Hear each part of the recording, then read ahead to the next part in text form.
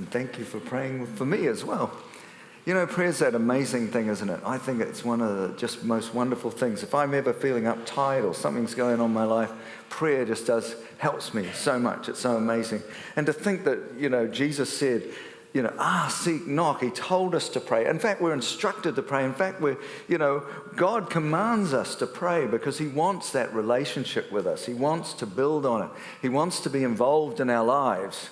And we have a God that really cares. He's the God who's there. He's there for us. And he wants this really intimate relationship. So as we begin today, we're going to see him working in the life of Ruth. We're going to see once again, and I'm really enjoying this series. I'm enjoying what Hans been saying. I'm enjoying reading the book. But God's, as Hans said, he's seldom mentioned, but all the way through you see his fingerprints all over the story of Ruth. And today we're going to see that again. That's why the name of this message is, this is it, Ruth, the God who provides. And it's God, we're going to see God providing, God involved in her life. And as we think about that, I'd like you to think about how God has been involved in your life, particularly if you've been a Christian for any length of time. I used to keep a blessings book.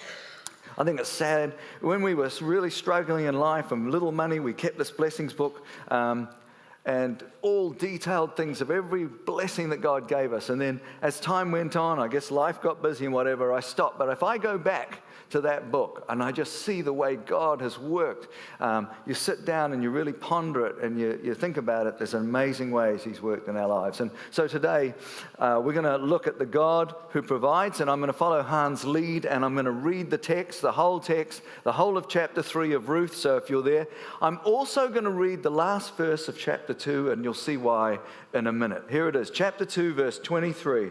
So Ruth stayed close to the women of Boaz to glean. Now remember, glean is a nice word. You know what glean really means? It means scavenge. She scavenged amongst the stalks of grain to try and find anything that she could keep to eat. If there was a bit of grain left on a stalk, she'd take it. And that's how she had to live. And that's how she fed her mother-in-law. So she went through until the barley and wheat harvests were finished. Now, that's an important verse. The reason I stopped there is when we started the book, Han pointed out that Naomi and Ruth arrived at the beginning of the barley season. Now we're told that the barley's finished and they're now reaping it all and they're picking it all. And the wheat season that follows the barley season, they're harvesting the wheat as well. And now that time has come to an end.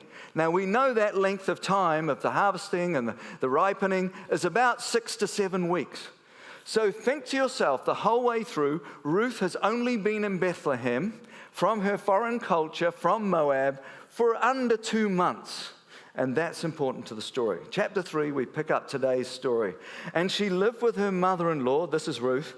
And one day, Ruth's mother-in-law Naomi said to her, "My daughter, I must find a home for you where you will be well provided for. Now Boaz, with whose women you have worked, is a relative of ours. Tonight he will be winnowing barley on the threshing floor." Okay, quickly, just to demonstrate. Threshing is when you get the stalks of grain with the grain on top. Threshing is when you take them, you bash them so the stalks are separated from the grain. You might use various methods to get those pieces of grain or ears of grain off the stalks. You throw the stalks away and now you've got the grain. Then it says they winnow the grain. Somehow you have to get all the little husks and kernels of, husks of, or chaff away from the grain. You don't want that. That's just junk. So what they did was throw it in the air and then it would come down, often forked it or used something, and the bits of junk would fly away, and what was left was what you could make bread from, eat the grain or whatever you want. So threshing, winnowing, off the stalks, get rid of the junk. That's the story. So Boaz is at the threshing floor where they're getting the stalks away from the grain. Wash, put on perfume, verse 3, get dressed in your best clothes, then go down to the threshing floor. It was actually up. And don't let, because it was often on the top of a hill, when it says down, they may have been somewhere higher at the time. But don't let him know you are there until he has finished eating and drinking. When he lies down, note the place where he is lying, then go and uncover his feet and lie down. He will tell you what to do." "I will do whatever you say," Ruth answered. So she went down to the threshing floor and did everything her mother-in-law told her to do. When Boaz had finished eating and drinking and was in good spirits, he went over to lie down at the far end of the grain pile. Ruth approached quietly, uncovered his feet, and lay down. In the middle of the night, something startled the man. He turned, and there was a woman lying at his feet. "Who are you?" he asked. "I am your servant Ruth," she said. "Spread the corner of your garment over me, since you are a guardian redeemer of our family. Now, quickly, guardian redeemer is one way to translate it. Another way to translate it is the more famous, better known, kinsman redeemer. I like kinsman redeemer because what it talks about is someone desperately needs help. Maybe they've been sold into slavery because they couldn't afford to pay their bills. Maybe they've lost land for whatever reason. Again, they weren't able to pay the mortgage or whatever. Or maybe some other things happened. Maybe a brother-in-law's died, and now there's a widow, and someone, in those days, the custom was you had to marry your brother's wife and make sure her side of the family and your brother's side of the family are looked after. Whatever it was, the kinsman or relative, kin means relative or family, the kinsman was responsible to redeem, rescue, help that person. So the kinsman redeemer is saying this Boaz is one of our family and he could help us. Right now we're living by scavenging.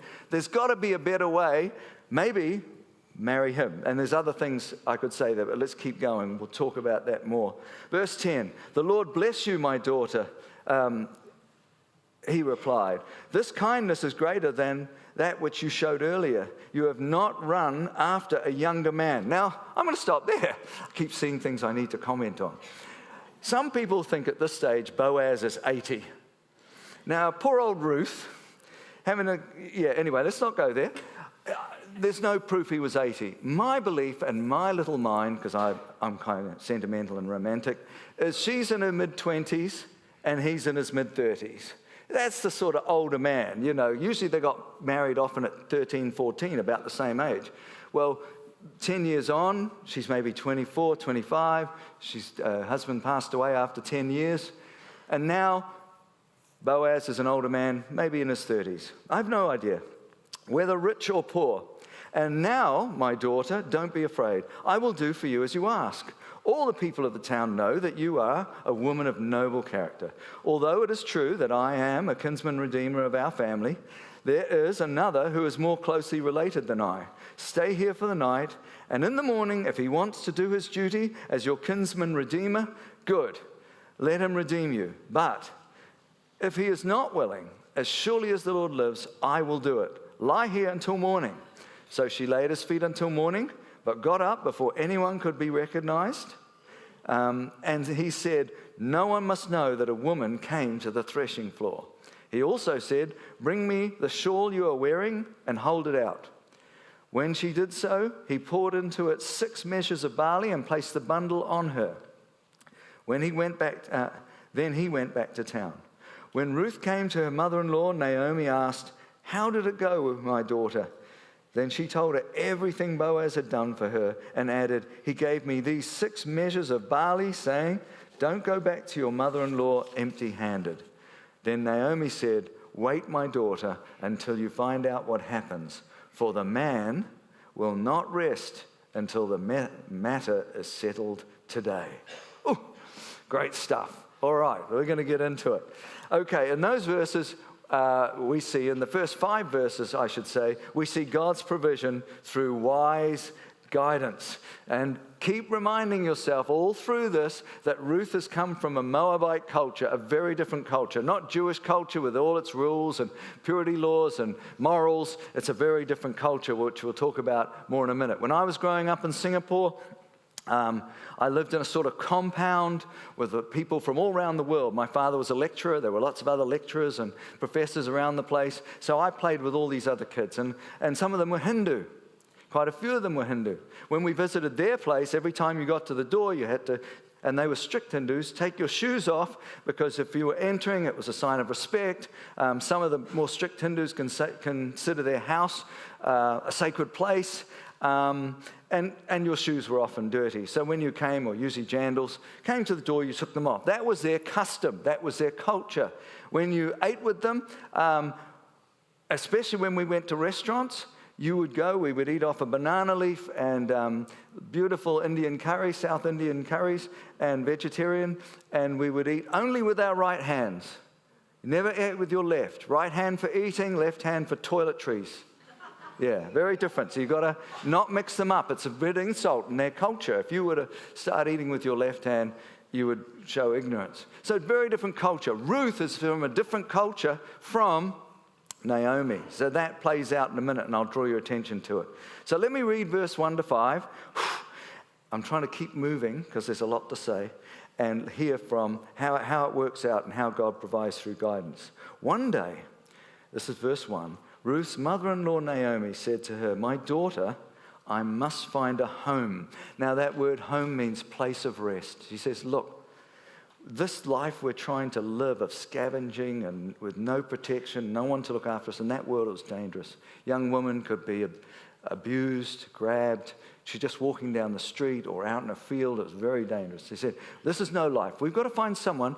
We've got to find your home. And that word home is the idea of a place of rest, literally a place of rest, a place where you'll be safe, you'll be secure, a place of tranquility, a place with a good husband. I've got to find you a home, and we've got to find you somewhere where you'll be safe, where you will be well provided for. Now, Boaz, with whose women you have worked, is a relative of ours. Tonight, he will be winnowing barley on the threshing floor. Wash, put on perfume, get dressed in your best clothes, then go down to the threshing floor. But don't let him know you are there until he has finished eating and drinking. When he lies down, note the place where he was lying, because it's going to be dark. Then go over and uncover his feet and lie down. There's the cultural weird one. Then go down and cover his feet and lie down. He will tell you what to do. And then Ruth, of course, being the woman she is, honorable, obedient, I will do whatever you say. So this is a plan for Ruth to get a husband. Says, look, I got a plan, and we're going to execute this tonight. So we are going to get you your hubby, you know. And I'm pretty sure my mother-in-law did the similar sort of thing. I didn't have a chance. No. I'll talk to you later, dear. No, that's all. You know, the good thing about this is, for once, Naomi is not going around going, I'm bitter, call me Mara. You know, she's looking at Ruth and going, oh, I've got to do something about this. So finally, the woman who's been so self-centered, so bitter, and understandably she's lost both her sons and her husband, is now looking and going, oh my goodness, I've got to think about Ruth. I've got to think about someone else. One of the best things we can do when we're in one of those lows and one of those places where the world is like just dark and horrible, is to start looking at other people and caring for other people. And that's exactly what Naomi starts to do. Now have a look at her 7-point plan. I want to take you through the 7-point plan. Here it is. All right, here we go. This could be a model for anyone here today. No, that's not a part of the sermon. All right, okay. First thing she says, have a bath. Now, having a bath is always a good start, lady. No, I'm joking. But, you know, shower would do. No, it's what she's saying is like this. Ruth works in the field. She's all hot. Have a bath. Add deodorant, or in that case, it would be, they have olive oil, which they perfumed, mixed with, and they take that olive oil and put that on them. So that was the way they did it in those days. Get dressed. The text does not contain the word best. Get dressed in your best clothes. That's not there. They've added it. My thought, and the one that I think comes through some of the commentators, is Ruth is just weeks, maybe, I don't know how long, since her husband has passed. She may well be dressed in mourning clothes. She may be in black clothes, going around, her mother-in-law too. So they go around and everyone can tell they're mourning for the loss of their loved ones. And she says, no more mourning. No more going around in black. Have a bath, get ready. We'll get on some clothes that are that say, I'm no longer mourning, get some clothes that look like eligible woman clothes and get out there, girl. And see, that seems to be perhaps what's going on. Fourthly, go to the threshing floor where they're beating the stalks and getting all the grain off. The men stayed there at night. Why did they stay there at night? Let's do some thinking. Why would they stay there at night? You've got this pile of grain, the most valuable thing. This is the next year's food. This is what you sell. This is how you live. Piled up. What if thieves came, took it all? You've got nothing for the rest of the year. You've got nothing to eat. The whole place is a mess. What if animals strolled in and ate the thing? So you've got to have people on guard there. So go to the threshing floor where all the men are lying down and just waiting and protecting the stuff, and stay hidden. Number 5, why stay hidden? Because, as you heard, women didn't go up there. It was a dangerous place. These are tough guys, some of them, and she's a foreigner, and it was not a safe place for her. So she shouldn't be seen around there at all. Wait till he's asleep. Wait till he's eaten dinner and he's all like, see where he lies down in the dark. And that's where you're going to have to find him, in the dark. Number 6. Here come the culturally confusing advice, and we'll talk about this in a minute, but it's Jewish culture. Uncover his feet and lie down. Try that and use. This is not part of the advice, all right? Break into someone's home, your boyfriend. G'day. Don't wait till he's asleep, No. Number 7, he will tell you what to do. In other words, do as he tells you. All right, that's 7. So, what's he going to tell her to do? And the problem is, and this is where it becomes culturally confusing, that every word in that little bit, she says, uncover his feet and lie down, is ambiguous. In the ancient world, every one of those every one of those words or terms could be innuendo. Uncover him. Like, uncover what? Now, he's not wearing pajama trousers. They're wearing their tunics. So to uncover him, now it talks in a minute about his lower limb or feet, but how far do you uncover him? What do you do? It's ambiguous, all right? It can be used as a sort of uncover him, make him naked. The second part of it, his feet, is literally lower limbs. But again, that was innuendo. If you were making a joke about someone, a male, you might say, use the terminology feet to describe his private parts. So the description could be, at worst, pulling his tunic up, exposing his private parts. So that's why, you can see why Ruth, this is an interesting message for Ruth to receive. And then lie down next to him. And obviously, a young woman lying next to this guy in the middle of the night, and he wakes up and goes, whoa. It could send all sorts of messages, and that's the challenge that is happening here. And that's why some commentators try and say that Ruth was actually sent to seduce him and trick him into marrying. We'll see what I think about that in a minute. But just remember, in those days, in that situation, it was the time of the judges, your average man in those days had very low morals. So if a young woman turned up in the middle of the night next to him, who knows what he would have done. The women that did turn up there were usually, if they did turn up, were prostitutes. They were there to make money. So to lie down to a man in the dark and him to wake up, he could assume she was a woman trying there to make money. Or worst of all, he could wake up and he could, as was done in those days, victimize her in a horrible way. So given all that, what was really the advice that Ruth was getting from Naomi? Was it to go up there and do some wildly inappropriate things? Was it? And what did Ruth understand by that? What was she understanding out of this? What was going on? Well, I'm going to explain it as we go along, but let's move through. I can say this. It's all nice, all right? Naomi's advice is good advice. It's advice that would help a young woman from a different culture. Now, let's just be clear. I've said God is working behind all this. God is bringing together Ruth and Boaz.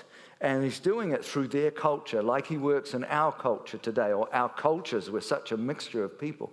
And God is working there. And remember, God's plan is, his nation is a mess of immorality and bad behavior. He's bringing together these two people because he wants to change it. He wants them to marry, to have a child. He'll have a child, and eventually you get David, King David, and from King David, eventually you get Jesus Christ. So this story of Ruth is one of the most important stories to tell us where the line of Jesus, part of it descended from this Moabitess who became a believer. And so the story is a very important one. And God is guiding it to the right conclusion. And so God is behind this whole thing, because he has a plan to offer his son to the whole world. And so God is behind the advice of Naomi, and she's the one that has enacted this plan. I just want to say here that often God will work through the advice of other people. Now, if Naomi was suggesting something terribly inappropriate, Ruth should not listen, of course. But she does listen because it's not inappropriate, and it's the right advice. So often in life, we don't want to listen to older people, maybe especially our mother-in-laws. I don't know who you are, what your mother-in-law's like, or whoever. But in life, God often works through the good advice of other people. So it pays for us to be discerning and try and understand. So Ruth listened. She goes up and she does everything she's told to do. Let's see how Boaz reacts, and let's see what happens. We're going to go to the next. He wakes up. Now remember, it's like, he doesn't say, how are you doing? He's lying there and he says, who are you? Who are you? Now why doesn't he react? It's dark, it's midnight, and there's someone down there, and all he can see is a silhouette, and he goes, who are you? Like, what's going on? I don't know, but maybe he could put an exclamation mark there as well. I am your servant Ruth, she said. Spread the corner of your garment over me, since you are a kinsman redeemer of our family. Who are you? I am Ruth. Now, she was supposed to stop there. Do you remember? Naomi said, do the stuff, do the symbolic act, uncover, lie down, and just wait and see what he says. Ruth doesn't stop there. I'm guessing she does not want any confusion. I am not here for hanky-panky. And that's not why I'm here, all right? Why are you here? Spread the corner of your garment over me, since you are a kinsman redeemer of our family. Do you know what that is? It's a marriage proposal. It's a marriage proposal. The symbolic way to ask someone to marry you, a woman here in this situation, what was being done in that culture was to ask the person to spread the corner of their garment over you, since you are the one who can help me. You are the one who can rescue me. You're the one who can marry me. Her literal words were this: spread your wing over me. Why wing? Why would you say wing? Spread your wing. Well, in those days, to spread a wing over was like a new relationship, one where someone would provide for the other one.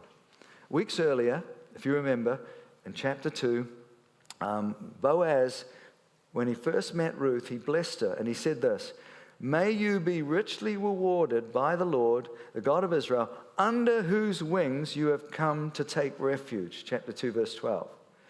Ruth had committed herself to God, and in doing so, she had come under the protection, the care, the provision of God. Once she believed in God as her Savior and converted, God was the one who would look after her. Not the gods of the Moabites, who are fake, but the true God, and she would come under his wings. Now she goes to Boaz and says, in that culture, in a patriarchal culture where it's very unsafe to be a widow, can I come under your wings?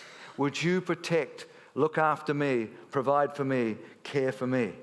And I think it's fair to say, and I'll have to study this again later sometime, but I think it's fair to say that when we become Christians, that we step under the care of God and under his wings.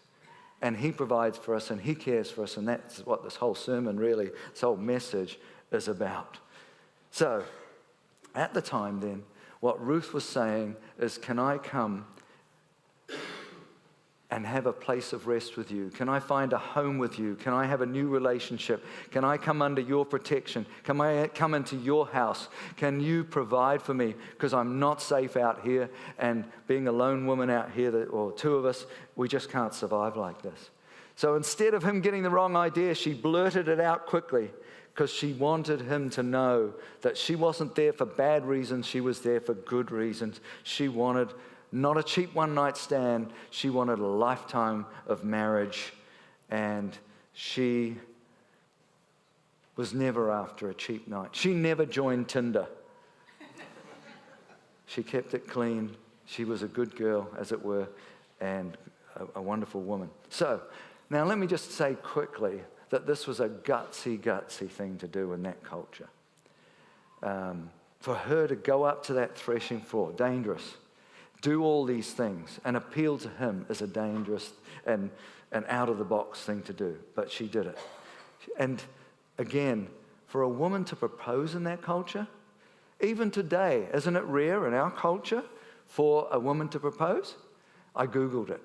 It's somewhere between only 5 and 10%, or not even our culture, all over. Very few proposals usually come from women. I was going to ask who's done that, but I won't put anyone on the spot. But I'd love to know. Come and see me later if you did propose. I heard a story about an Englishman. He came to our place. I'll tell it quickly. He came to our place. He was a builder. And he told me how when he was in England, his girlfriend came to him, and they hadn't been going out that long, and she just said, can I just borrow some money? And he's one of these big, laid-back guys, no questions. I said, sure. And he gives her all the money she asked for, it's a substantial sum. She went out, and she comes back later, all smiles, and hands him an engagement ring for him to give her. She said, I bought an engagement ring for me. Give it to me. So he goes, you want to get married? Yep. And they got married and subsequently got divorced. But let's just move on. But Ruth's was a huge gamble, because just think for a moment. If you just looked at it, the plain facts. Here's a woman who's from another country, no credentials, and nobody, who's scavenging for food around the place. And here is a wealthy landowner, and he's got all the status and credibility, and she is proposing to him. This is just boom stuff. But you know what? What we find out is he is absolutely stoked. He is absolutely surprised, and he's absolutely thrilled. And he says, I commend you. You didn't go after some guy your own age. You didn't go after someone who's poor. Why would when you marry someone and they're poor, in this context, it means you didn't marry just for love, and you didn't marry for wealth. You didn't marry someone rich. You married me.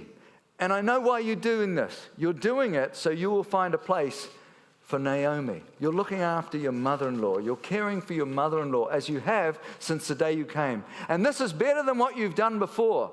Because see, what she'd done before is she had become a believer, and she dedicated her life to look after her mother-in-law. And that's why she scavenged the way she did. In particular, she wanted to look after her mother-in-law. He said, instead of going back to where you came from, you did that. That was amazing. He says, this is even better, because now you're setting up your mother-in-law's future.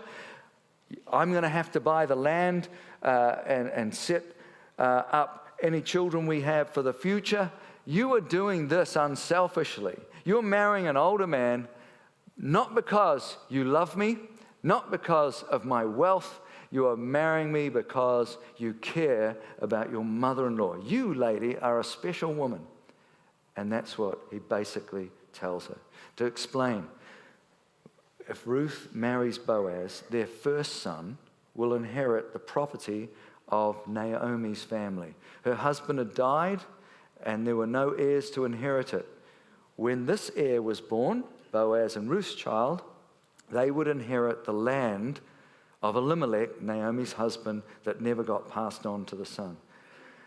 Every child after Boaz and Ruth's first one, the second, the third, the fourth, the male side, because it passed through the males, they would inherit Boaz's land.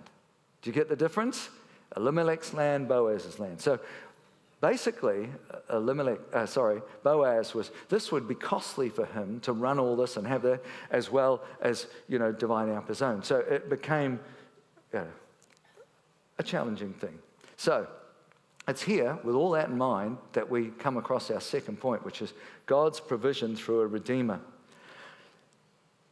Boaz says, I will do my best to make this work out. You've asked me, I'm going to do it, and I'm going to try and do it the best I can, because you are a woman of noble character. You know what a woman of noble character is? And this is something, I guess, that women should strive for, is a woman of strength, a woman of worth. It says, you are a woman with you've got a great character. I just see in you, and everyone knows it. Everyone knows what an amazing woman you are. Now, why is this incredible? Step back a bit and remember how we started. She came to Bethlehem only 6 or 7 weeks ago. She's arrived, and she's one of the blacklisted, one of the rejected Moabites. No one was allowed to marry them. No one was allowed to go near. They were not allowed to become full citizens in Israel in any shape or form. But she converts, and she behaves in this amazing, unselfish way and looks after a Jewess, her mother-in-law. As a Moabite, she looks after her. The whole place goes, whoa, you are just a special, special woman.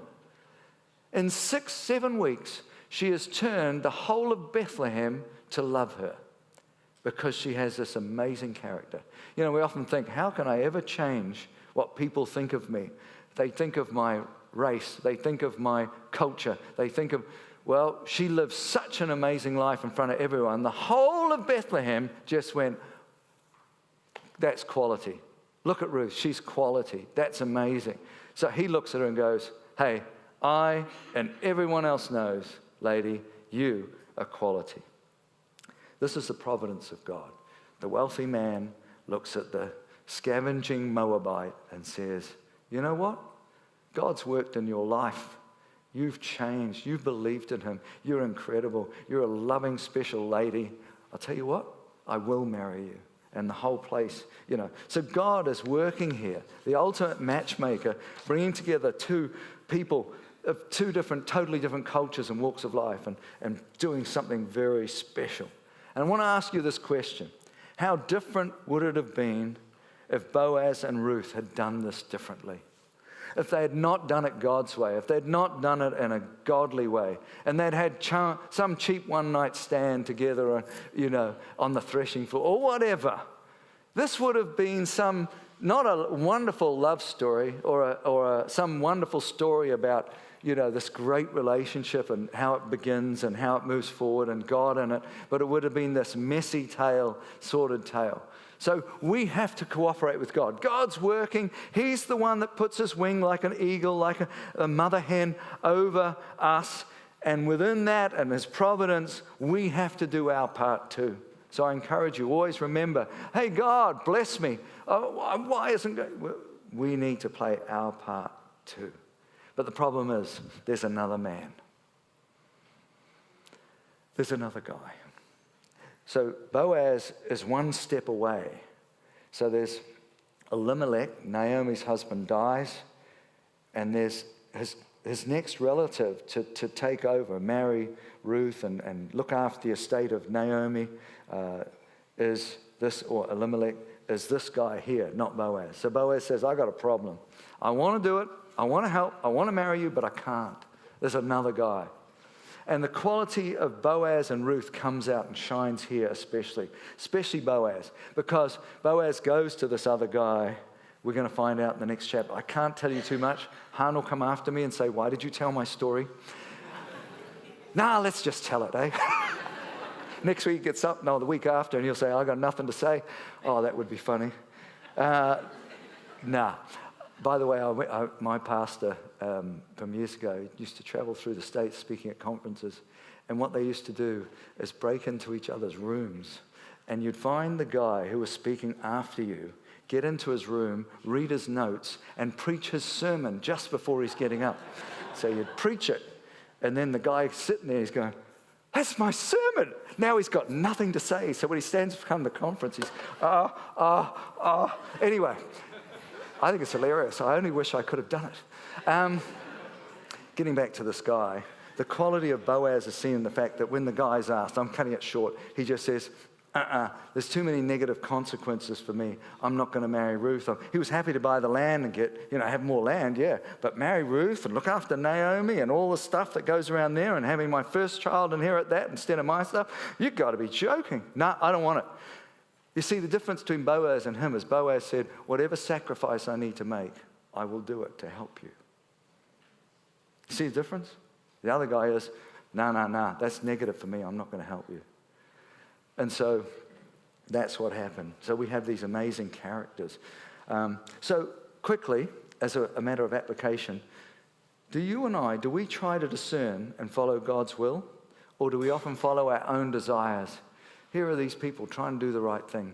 How often do we go, I'd rather do this than, and we don't follow God's way. We sort of follow our own hearts the wrong way sometimes. And are we sufficiently surrendered to God for him to use us to help other people?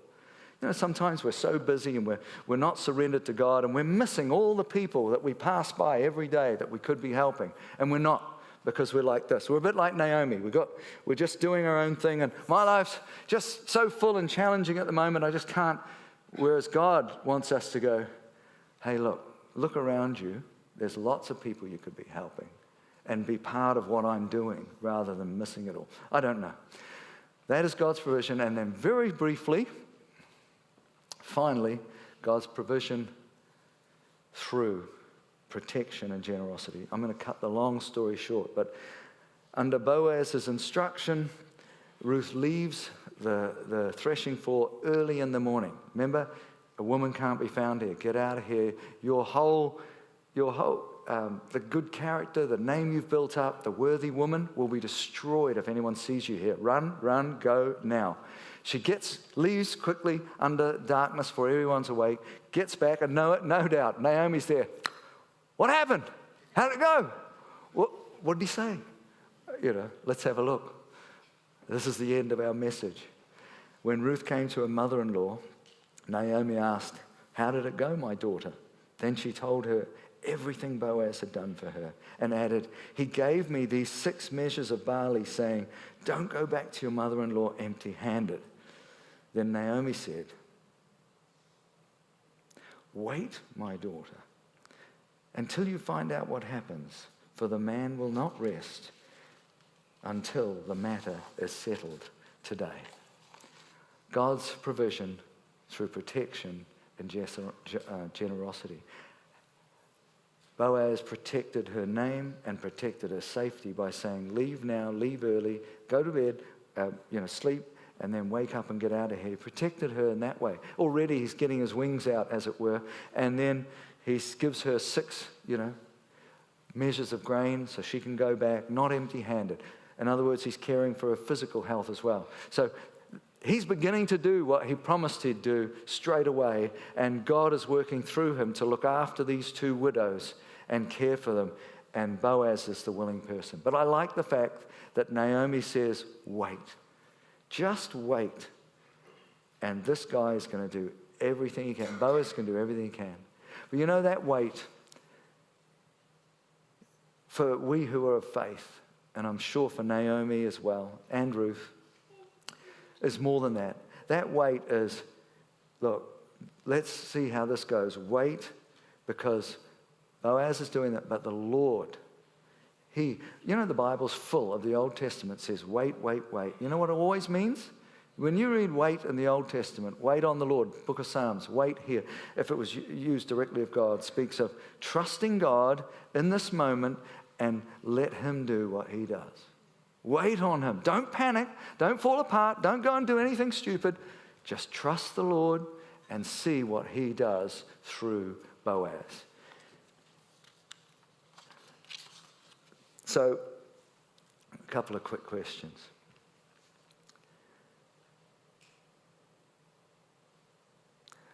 Boaz was going to be God's solution to Ruth and Naomi's problems. Can I ask you, are you the solution to anyone else's problems? You know, often we talk about, would you pray for this person? Or I'm praying for that person.